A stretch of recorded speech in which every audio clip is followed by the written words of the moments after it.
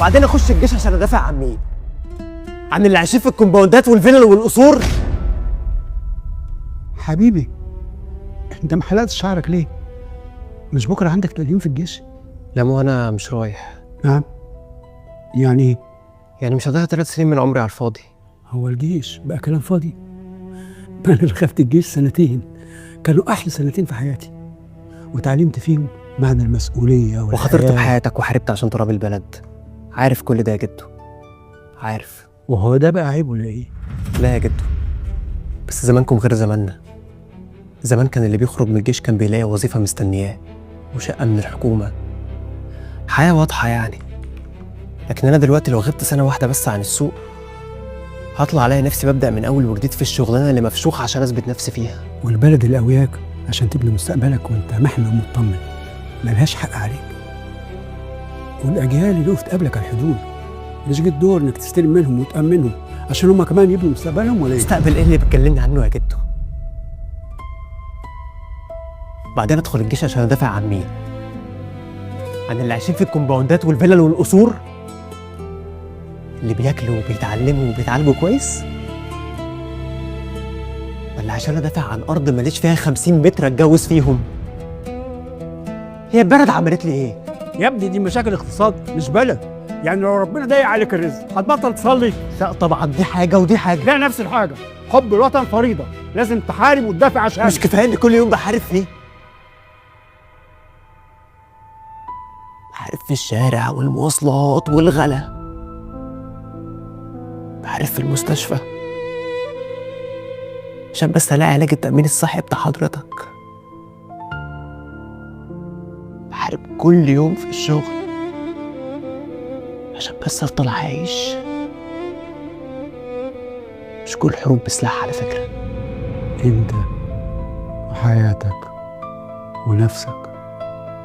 ايه ما بتفكرش في حد تاني؟ والله كل واحد يشيل شيلته. على كده بقى ما كانش ليها لازمه الطلقه اللي خدتها زمان اللي عيشتني عاجز طول عمري.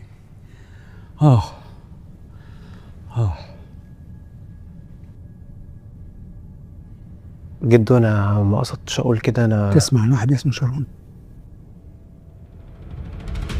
شارون ده قال الجملة بعد حرب اكتوبر، ساعتها ما فهمتهاش، لكن دلوقتي فهمتها.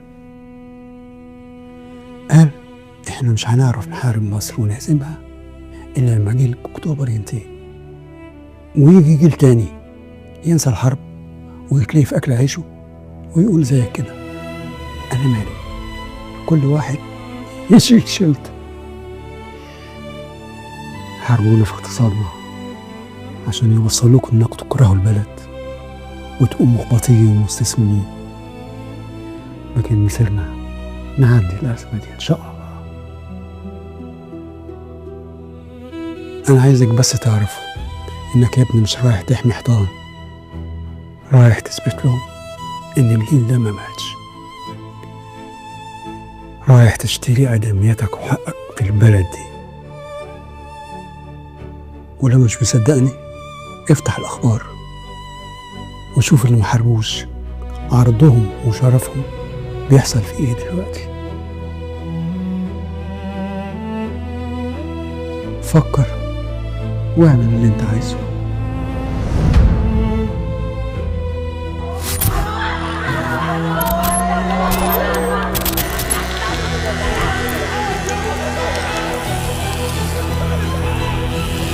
أنا بقول لكل المصريين اللي سامعيني، مصر دولة قوية جدا لا تمس، مفيش أي تهديد خارجي تخافوا منه.